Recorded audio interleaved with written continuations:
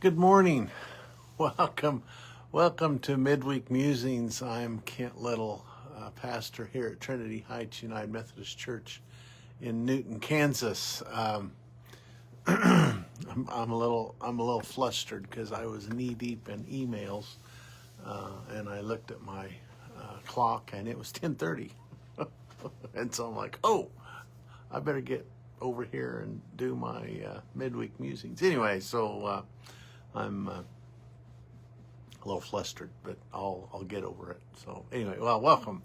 Glad you could join us, whether you're joining in this moment or if you find this at a later time, either on our Facebook page at Trinity Heights here in Newton or on our YouTube channel. So it's always good to have you join me, for those of you who are able to. So anyway, so just kind of a busy week for just a lot of things going on. Part of it is just, ramping up for this coming Sunday is Palm Sunday, and then, of course, Holy Week, and then Easter, our Easter celebrations. So just trying to I don't know if I'm trying to get my ducks in a row or if I'm just trying to figure out where the ducks are.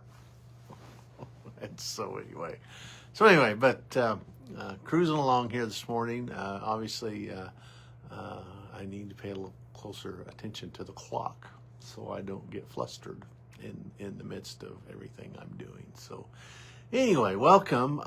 So today is kind of a normal Wednesday.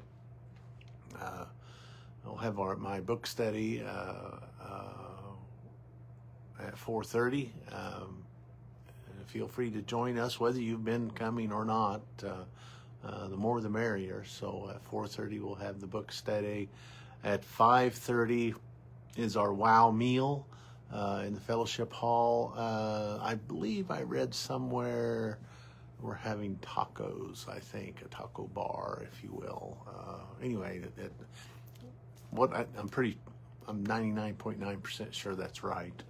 But anyway, whatever we're having, it's always good. Stephanie's a great cook, and we so appreciate her work and putting all that together, and others who help with that. But anyway, so meal at 5:30, and then children's programming if we have kids amongst us, and then choir practice at 6:30. So kind of normal Wednesday.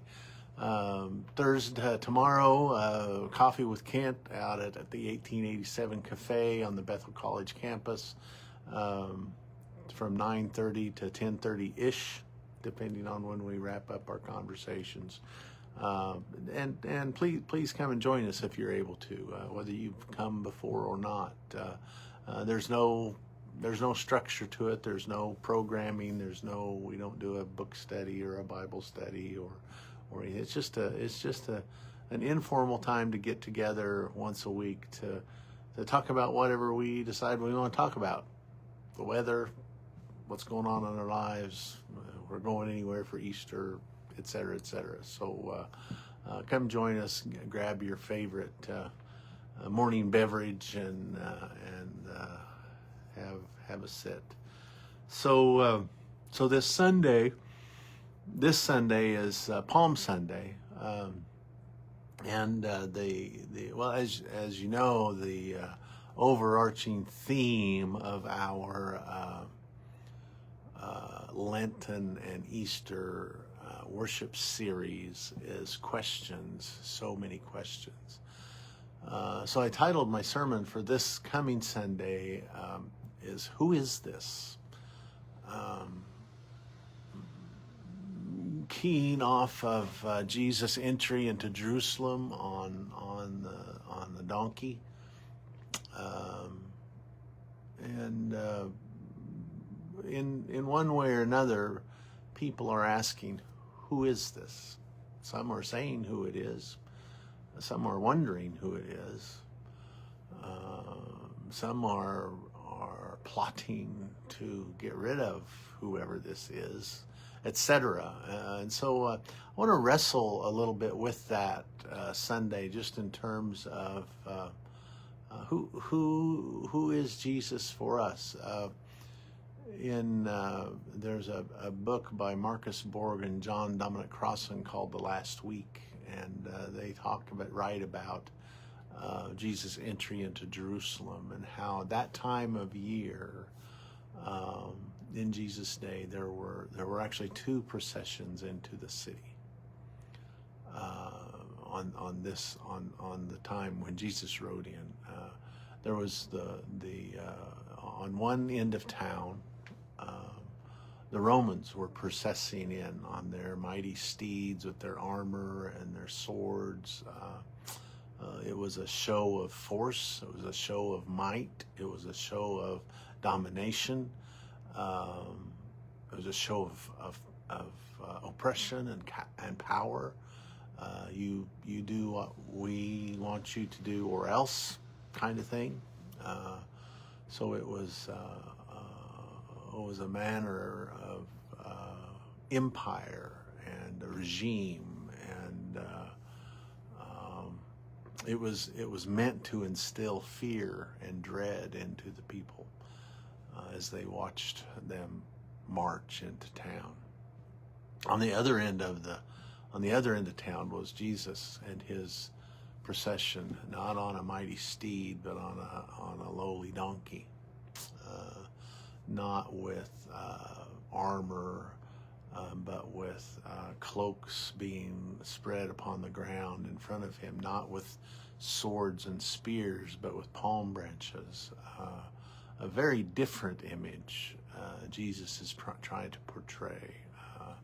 A very different image of what kingdom is supposed to look like if God were in charge, basically. And there's a lot of that going on in our world today. We have show of arrogance and might and power and regime and empire, trying to come at peace through force, through violence and war, and then on the other end of the spectrum, you have citizens, especially in the United States, but around the world, who show up in peaceful protests, saying that they don't believe this is the way things should be, that we should be seeking peace, that we should be seeking justice and equality and equity, mercy, etc. And so I think there are some parallels with the scene we see in the scripture passages with Jesus entering into Jerusalem and with the Roman Empire entering on the other side of town, and parallels with some of the things we're dealing with in our lives right here, right now. So anyway, so that's and that question of who is this, and depending on who we believe Jesus was and what he was about and what his ministry and life points us to, the question then becomes who are we as we try to follow who Jesus was and is. So anyway, there's lots of layers, there's lots of things to consider and to ponder and to reflect on this coming Palm Sunday as we celebrate Jesus' entry into the city, the Prince of Peace.